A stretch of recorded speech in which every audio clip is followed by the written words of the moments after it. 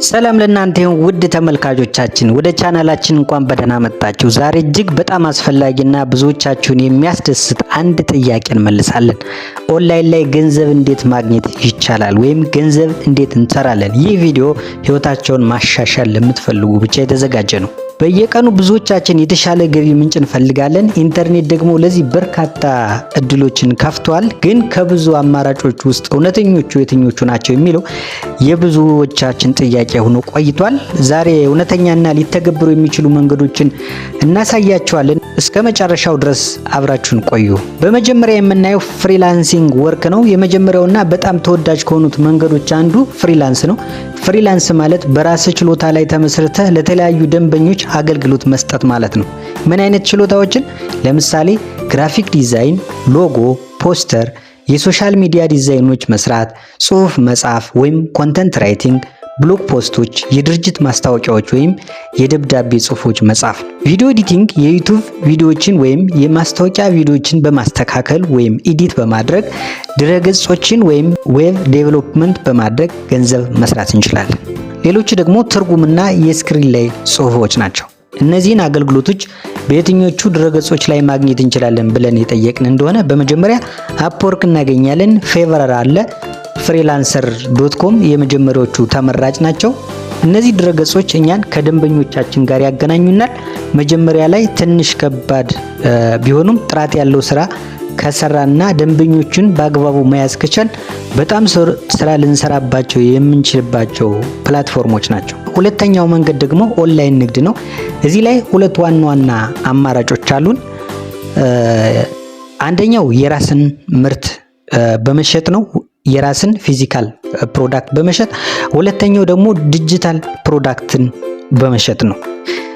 እንግዲህ ወደ ፊዚካል ፕሮዳክት ስንመጣ ለምሳሌ ልብሶች፣ ጌጣጌጦችና ሌሎች የእጅ ስራዎች ካሉን የራሳችን መደብር በኦንላይን ከፍተን ለምሳሌ በሾፕፋይ እና በድሮፕ ሺፒንግ ምርቶቻችን በገበያ እናቀርባለን። ደንበኞቻችን ሲገዙን ደግሞ ከዋና አቅራቢው ላይ ኮሚሽን እንወስዳለን ወይም ትርፋችን እንወስዳለን ማለት ነው። የኦንላይን ንግድ ትልቅ ገበያ ያለው ሲሆን በትክክለኛ አቀራረብ በጣም ትርፋማ ሊሆን ይችላል። ያ ማለት በደንብ ስራውን ከሰራን፣ በደንብ ተከታዮችን ካፈራን፣ በደንብ ደንበኞችን ካፈራን በጣም ብዙ ብር መስራት የምንችልበት የስራ አይነት ነው ማለት ነው። ስለዚህ በኦንላይን ኢኮመርስ መስራት ትችላላችሁ ማለት ነው። በተለይ ረጅም ጊዜ ያላችሁ ሰዎች ይሄን ብትጠቀሙበት በጣም ጥሩ ነው ብዬ እመክራለሁ። ሶስተኛው አማራጭ ደግሞ ዲጂታል ምርቶችን መፍጠርና መሸጥ ነው። እነዚህ በአካል የማይጨበጡ ነገር ግን ዋጋ ያላቸው ምርቶች ናቸው። ለምሳሌ ኢቡክ በምንወደው ወይም በምናውቀው ርዕስ ላይ መጽሐፍ ጽፈን በፒዲኤፍ ፎርማት በመሸጥ፣ ኦንላይን ኮርሶች ባለን እውቀት ለምሳሌ ቋንቋ በማስተማር፣ የፕሮግራም አወጣጥን በማስተማር ገንዘብ ልንሰራ እንችላለን። የሙዚቃ ትምህርቶችን ማስተማር እንችላለን።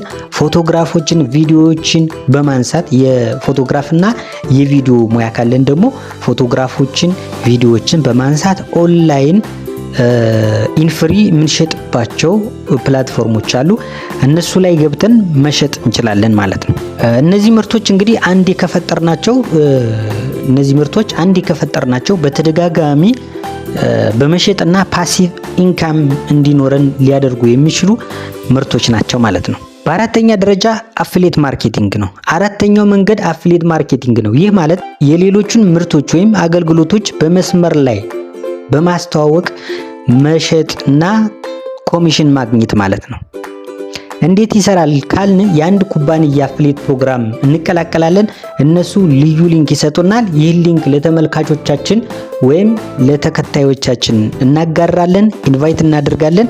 አንድ ሰው በዚያ ሊንክ በኩል ገዝቶ ሲያጠናቀቅ እኛ ደግሞ ኮሚሽናችን እንቀበላለን ማለት ነው። በተለይ ዩቲዩብ ቻናል ካለን፣ ብሎግ ዌብሳይቶች ካሉን ወይም ብዙ ተከታይ ያላቸው የሶሻል ሚዲያዎች ካሉን በጣም ጠቃሚና ትርፋማ የሆነ የስራ አይነት ነው። እንግዲህ የሶሻል ሚዲያዎች ደህና ተከታዮች ያላቸው ወይም ደግሞ የሶሻል ሚዲያ በቀላሉ መገንባት የሚችል ሰው እዚህ ላይ በደንብ ስራ መስራት ይችላል ማለት ነው። አምስተኛው ዩቲዩብ ነው። አሁን ደግሞ በቀጥታ እኛ ወደምንገኝበት መድረክ እንመጣለን። ዩቲዩብ የራስን ቻናል በመክፈት ገንዘብ ማግኘት ይቻላል። እንዴት? አንደኛው በማስታወቂያ ወይም አድሴንስ ቻናላችን የዩቲዩብ ገቢ ማግኛ መስፈርቶችን ወይም ሞኔታይዜሽን ክራይቴሪያ ሲያሟላ ዩቲዩብ በቪዲዮዎቻችን ላይ ማስታወቂያ ያሳያል። እኛ ደግሞ ከዚህ ገንዘብ ማግኘት እንችላለን ማለት ነው። ሌላኛው በስፖንሰርሺፕ ከኩባንያዎች ጋር በመተባበር ምርቶቻቸውንና አገልግሎቶቻቸውን በቪዲዮ ላይ በማስተዋወቅ ገንዘብ ማግኘት እንችላለን ማለት ነው። ሌላው የደጋፊዎች ተሳትፎ ወይም ቻናል ሜምበርሺፕ ወይም ሰፖርት ቻት የምንለው ማለት ነው። ታማኝ ደጋፊዎች ቀጥታ የገንዘብ ድጋፍ እንዲያደርጉልን በማድረግ የራስን ምርት በመሸጥ የዲጂታል ወይም አካላዊ ምርቶችን በዚሁ በዩቲዩብ ላይ ኦንላይን በመሸጥ ገንዘብ ማግኘት እንችላለን ማለት ነው። በእርግጥ ዩቲዩብ ትዕግስትና ትጋት የሚጠይቅ ቢሆንም አንዴ ካደግን እጅግ በጣም ትርፋማ ሊሆን ይችላል። እንደ ማጠቃለያ በመስመር ላይ ወይም በኦንላይን ላይ ገንዘብ ለማግኘት ስናስብ እነዚህን ነገሮች ልናስታውስ ይገባል። ትዕግስትና ትጋት ሊኖረን ይገባል። ፈጣን ሀብታም የሚያደርግ መንገድ ምንም የለም። ውጤት ለማየት ጊዜና ጥረት ይጠይቃል። ችሎታችን ማዳበር፣ በምንሰራው ዘርፍ ራሳችን ማሻሻል ይኖርብናል ማለት ነው። በአንድ ጀንበር ሚሊዮኔር ሁን የሚሉ ማጭበርበሮችን መጠንቀቅ ያስፈልጋል። እውነተኛ መንገዶችን ብቻ በመከተል የምንወደውን ስራ በመስራት በምንወደው ስራ ላይ ስንሰራ ደግሞ የበለጠ ስኬታማ የመሆን እድል አለን ማለት ነው። እንግዲህ በኦንላይን ላይ ገንዘብ ለማግኘት እነዚህ ጥቂት መንገዶች ናቸው።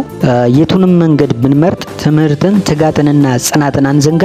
ኢንተርኔት ታላቅ እድል ነው፣ እኛም መጠቀም እንችላለን ማለት ነው። የዛሬው ቪዲዮአችን ይህን ይመስላል። ቪዲዮን ከወደዳችሁት ላይክ ማድረግ እንዳትረሱ። ሀሳባችሁን ወይም ጥያቄያችሁን ኮሜንት ላይ አስቀምጡልን። ይህ ቪዲዮ ለሌሎች እንዲደርስ አጋሩት። ለቻናላችን አዲስ ከሆናችሁ ሰብስክራይብ በማድረግ ቤተሰባችን ይሁኑ። በሚቀጥለው ቪዲዮ እስከምንገናኝ ድረስ መልካም ጊዜ። ቻው።